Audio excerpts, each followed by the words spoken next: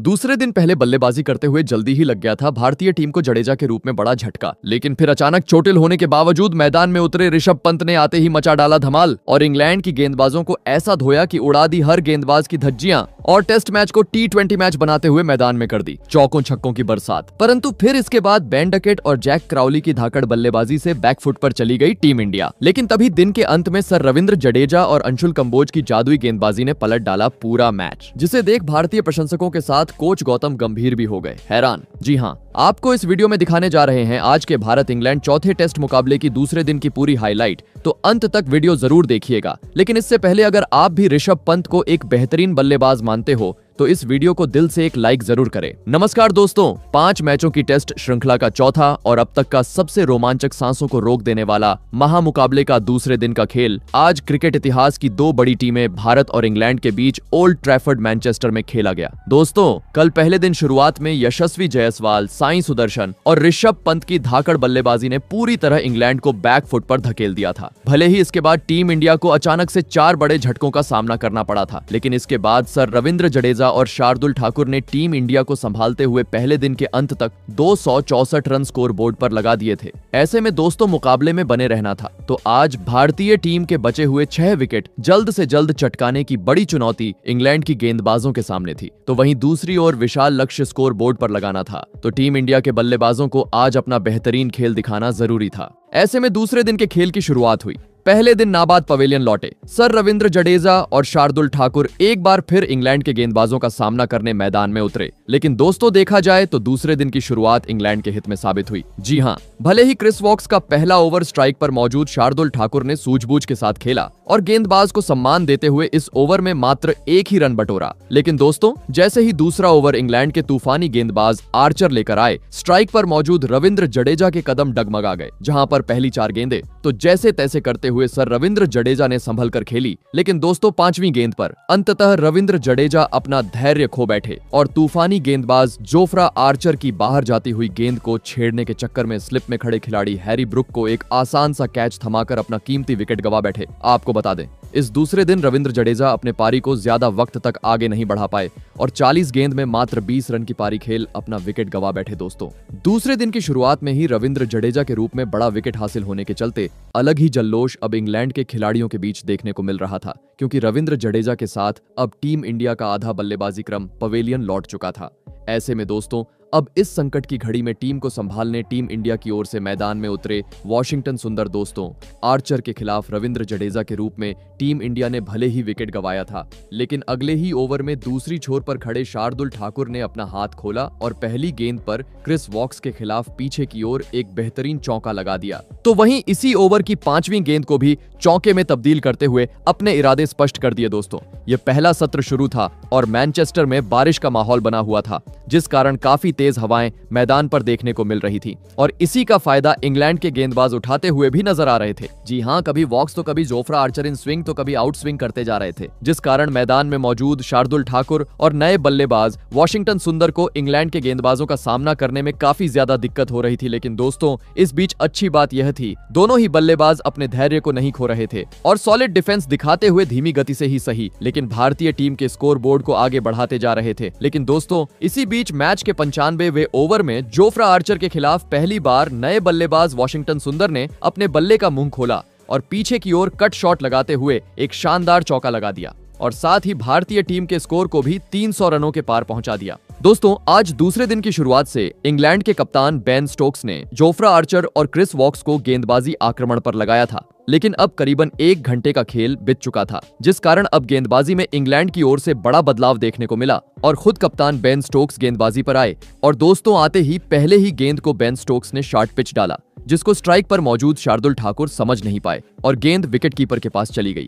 लेकिन इंग्लैंड के खिलाड़ियों को लगने लगा कि शार्दुल के बल्ले का किनारा लगा है, जिस कारण इंग्लैंड ने डीआरएस की मांग भी की। लेकिन दोस्तों, डीआरएस में साफ दिखाई दिया कि गेंद बल्ले की जगह शार्दुल ठाकुर के कंधे को छूकर विकेट कीपर के पास जा रही है, जिस कारण इस अपील को अंपायर ने पूरी तरीके से खारिज कर दिया। दोस्तों, भले ही सर रविंद्र जडेजा के रूप में टीम इंडिया को दूसरे दिन जल्दी ही एक बड़ा झटका लगा था, लेकिन अब वॉशिंगटन सुंदर और शार्दुल ठाकुर ने मानो जैसे टीम इंडिया को पूरी तरीके से संवार लिया था। जी हां, क्योंकि अब बीच बीच में खराब गेंद पर दोनों ही बल्लेबाज अपने अनुभव का फायदा उठाते हुए गेंद को सीमा रेखा के पार भी पहुंचाते जा रहे थे, जिस कारण अब पूरी तरीके से टीम इंडिया से दबाव हट चुका था। तो वहीं अब दूसरी ओर विपक्षी टीम के कप्तान बेन स्टोक्स की परेशानी बढ़ती जा रही थी, क्योंकि अब तक हर तेज गेंदबाज को बेन स्टोक्स अपना चुके थे। लेकिन जडेजा का विकेट छोड़ दिया जाए तो इंग्लैंड के तेज गेंदबाज कुछ खास कमाल टीम के लिए नहीं कर पाए थे। लेकिन दोस्तों, तभी खुद कप्तान बेन स्टोक्स ने मैच के एक 102वें ओवर में अपने गेंदबाजी का जादू बिखेर दिया और ओवर की चौथी गेंद पर लंबे अंतराल से इंग्लैंड को परेशान करते जा रहे शार्दुल ठाकुर को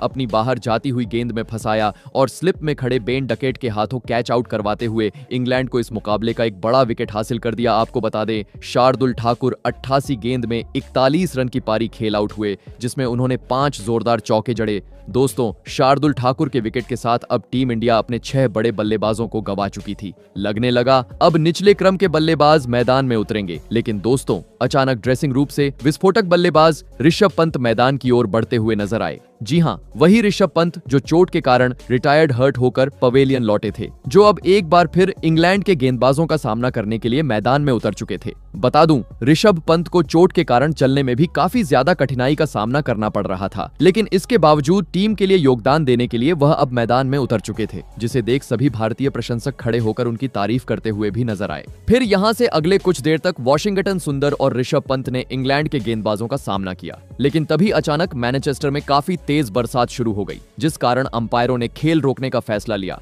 और साथ ही साथ दूसरे दिन के लंच काल की घोषणा भी कर दी। देखा जाए तो आज का यह पहला सेशन पूरी तरीके से भारतीय टीम के हित में रहा। भले ही रविंद्र जडेजा के रूप में टीम इंडिया को जल्दी ही बड़ा झटका लगा, लेकिन इसके बाद जिस तरह की बल्लेबाजी वॉशिंगटन सुंदर और शार्दुल ठाकुर ने कि वह लाजवाब थी। बता दूं, लंच काल तक भारतीय टीम ने 6 विकेट के नुकसान पर 321 रन स्कोर बोर्ड पर लगा दिए थे। ऐसे में दोस्तों, लंच काल खत्म होने के बाद नाबाद पवेलियन लौटे भारत के दोनों ही बल्लेबाज इंग्लैंड के गेंदबाजों का सामना करने मैदान में उतरे। दोस्तों, लंच काल के बाद का सेशन इंग्लैंड के लिए काफी अहम होने वाला था, क्योंकि टीम इंडिया ने पहले सेशन को अपने ढाकड़ बल्लेबाजी के दम पर पूरी तरीके से अपने नाम किया था और 321 रन अब तक स्कोर बोर्ड पर लगा दिए थे। ऐसे में टीम इंडिया के रनों पर रोक लगानी थी, तो अब इस सेशन में इंग्लैंड को अपने गेंदबाजी से जौहर दिखाना जरूरी था। लेकिन दोस्तों, लंच काल के बाद गेंदबाजी पर आए इंग्लैंड के कप्तान बेन स्टोक्स से काफी खराब लाइन और लेंथ से गेंदबाजी देखने को मिली और इसका फायदा सेट हुए बल्लेबाज वॉशिंगटन सुंदर ने आते ही उठाया और पीछे की ओर एक जोरदार कट शॉट लगाते हुए गेंद को सीधे सीमा रेखा के पार पहुंचा दिया।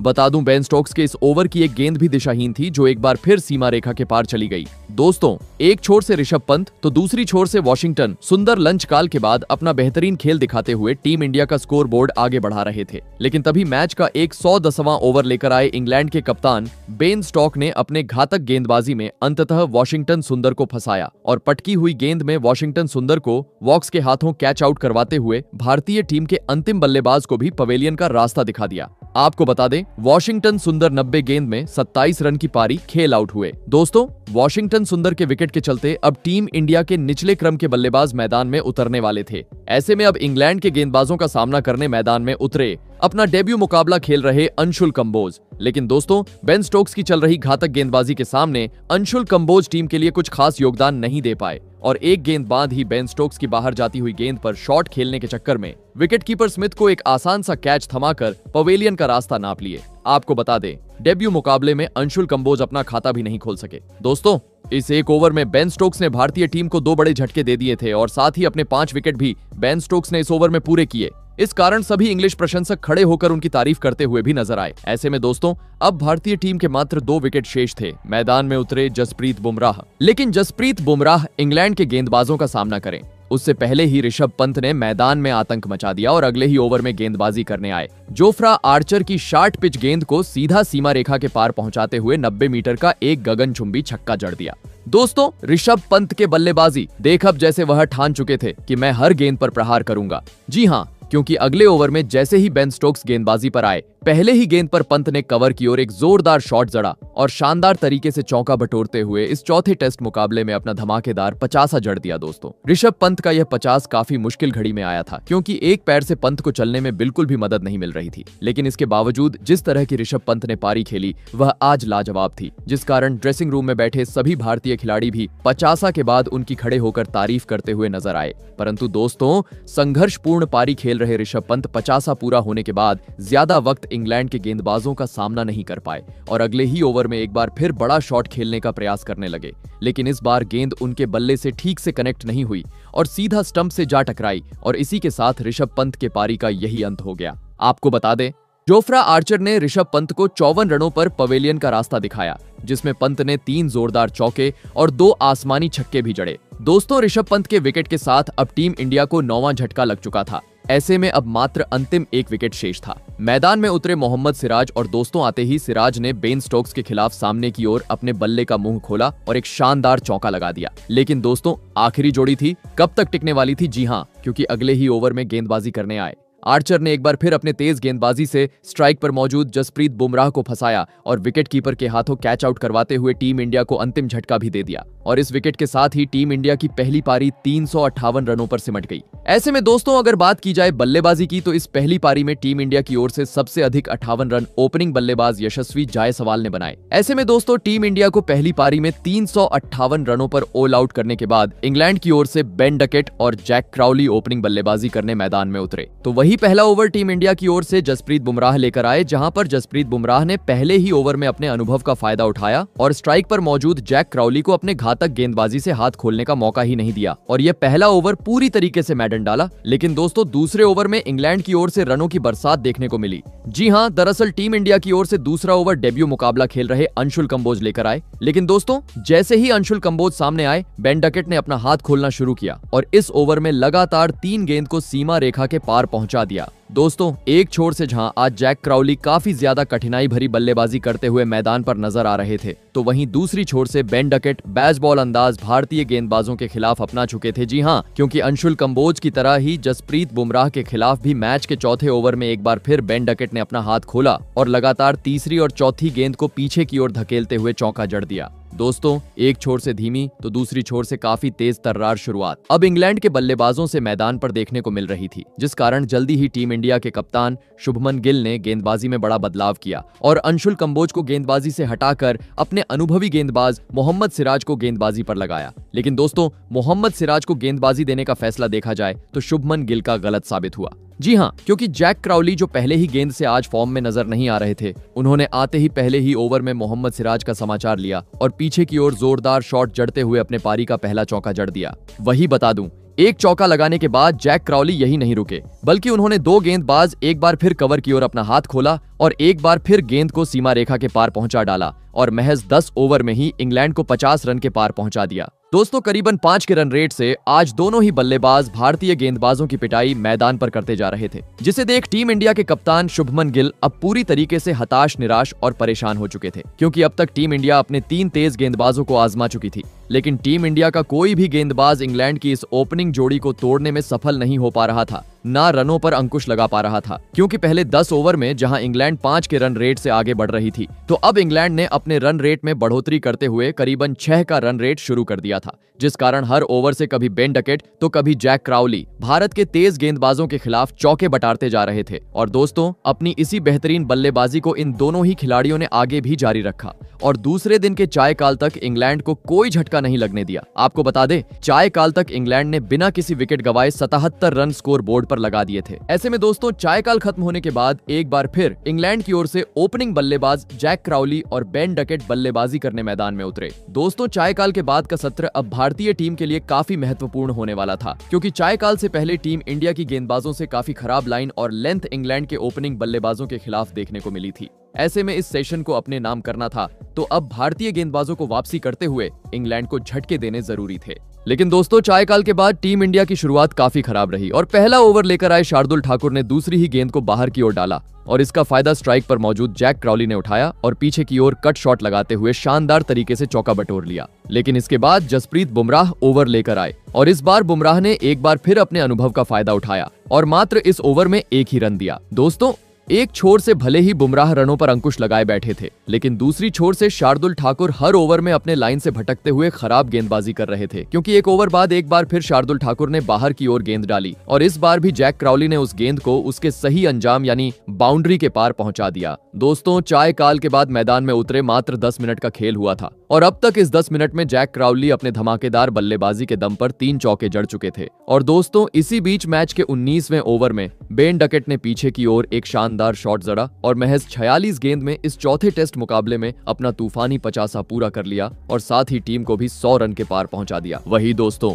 एक ओवर बाद उनके साथ ही बल्लेबाज जैक क्राउली ने भी कवर की ओर जोरदार कट मारते हुए बेन डकेट के बाद अपना 50 पूरा कर लिया। दोस्तों, हर ओवर के साथ अब टीम इंडिया के लिए मुश्किलें बढ़ती जा रही थी, क्योंकि इंग्लैंड के ये दोनों ही बल्लेबाज रुकने का नाम नहीं ले रहे थे। गेंद यॉर्कर रहो या शॉर्ट पिच, दोनों ही बल्लेबाज खुलकर भारतीय गेंदबाजों का सामना करते हुए बेसबॉल अंदाज में रनों की बरसात करते जा रहे थे। टीम इंडिया के अनुभवी गेंदबाज जसप्रीत बुमराह अपनी तेज तर्रार गेंदबाजी से दोनों ही बल्लेबाजों को मुश्किल में तो डाल रहे थे, लेकिन किस्मत साथ न होने के चलते टीम इंडिया अभी तक एक भी विकेट हासिल करने में सफल नहीं हो पा रही थी। और दोस्तों, इसी बीच मैच के 23वें ओवर में जैक क्राउली ने अपने शानदार बल्लेबाजी का नमूना पेश किया और गेंदबाजी करने आए शार्दुल ठाकुर के खिलाफ एक ही ओवर में लगातार 2 गेंदों को सीमा रेखा के पार पहुंचा दिया। दोस्तों, बता दूं, शार्दुल ठाकुर आज इंग्लैंड के खिलाफ काफी ज्यादा महंगे साबित होते जा रहे थे, क्योंकि अभी तक शार्दुल ठाकुर 5 ओवर डाल चुके थे और इन 5 ओवर में ठाकुर ने करीबन 35 रन लुटा दिए थे। बता दूं, टीम इंडिया के कप्तान शुभमन गिल ने चाय काल के बाद एक छोर से जसप्रीत बुमराह तो दूसरी छोर से शार्दुल ठाकुर को गेंदबाजी आक्रमण पर लगाया था, लेकिन काफी वक्त बीत चुका था।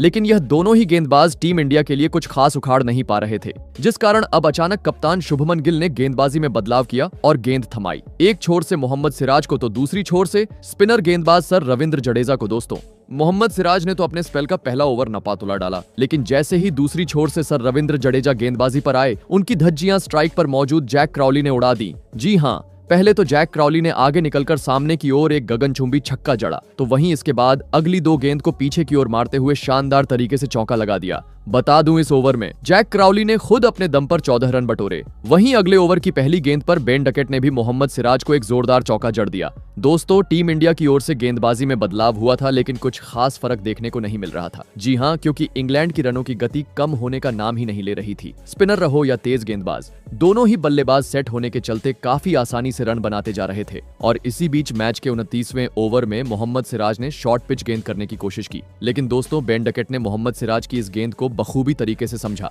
और एक शानदार पुल शॉट जड़ते हुए चौका लगा दिया और साथ ही बल्लेबाज जैक क्राउली के साथ मिलकर टीम को 150 रन के पार भी पहुंचा दिया। दोस्तों, टीम इंडिया की इस बद से बदतर होती हुई स्थिति को देख अब पवेलियन में बैठे टीम इंडिया के बॉलिंग कोच मोर्ने मोर्कल भी देखकर काफी निराश हो चुके थे, क्योंकि हर रन के साथ अब टीम इंडिया बैकफुट पर जाती जा रही थी। और दोस्तों, इसी बीच मैच के 32वें ओवर में जडेजा के खिलाफ जैक क्राउली ने नीचे बैठकर एक खूबसूरत स्वीप शॉट मारा और गेंद को सीमा रेखा के पार पहुंचा दिया।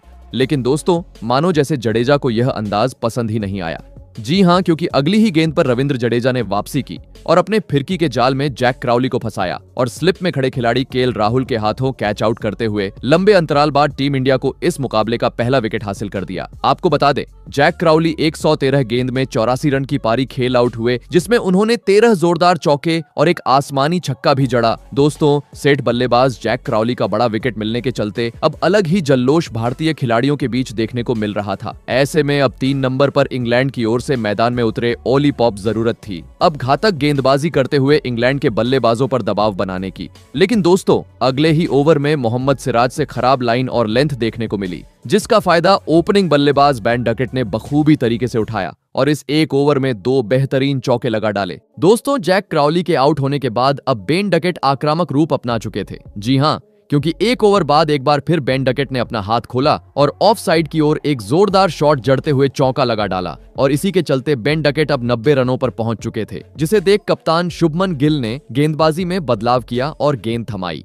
अपने पहले स्पेल में खराब गेंदबाजी करने वाले अंशुल कंबोज को। लेकिन दोस्तों, अंशुल कंबोज की शुरुआत पहले स्पेल की तरह ही खराब रही। जी हां, क्योंकि पहले ही ओवर में नए बल्लेबाज ओली पोप ने उन्हें ऑफ साइड की ओर एक जोरदार चौका जड़ दिया। लगने लगा ये स्पेल भी अंशुल कंबोज का खराब रहेगा, लेकिन दोस्तों, एक ओवर बाद ही अंशुल कंबोज ने अपने घातक गेंदबाजी का जादू मैदान में बिखेर दिया और अपने शतक की ओर तेज गति से आगे बढ़ते जा रहे बेन डकेट को अपने तेज गेंदबाजी के जाल में फंसाया और विकेटकीपर ध्रुव जुरेल के हाथों कैच आउट करवाते हुए इंग्लैंड को इस मुकाबले का एक बड़ा झटका दे दिया। आपको बता दें, बेन डकेट अपने शतक से मात्र 6 रन से चुके और 94 रन की पारी खेल पवेलियन का रास्ता नाप ली। आपको बता दें, अपने शतक से चूकने के कारण बेन डकेट के चेहरे पर निराशा साफ तरीके से झलक रही थी। बता दूं, बेन डकेट ने अपने 94 रन की पारी में 13 चौके जड़े। दोस्तों, रविंद्र जडेजा और अंशुल कंबोज ने अब इंग्लैंड के दोनों ही ओपनिंग बल्लेबाजों को पवेलियन का रास्ता दिखा दिया था। जिस कारण अब सभी भारतीय खिलाड़ियों के चेहरे पर खुशी थी। ऐसे में दोस्तों, दो बड़े बल्लेबाज पेवेलियन लौट जाने के बाद अब इंग्लैंड की ओर से मैदान में उतरे अनुभवी बल्लेबाज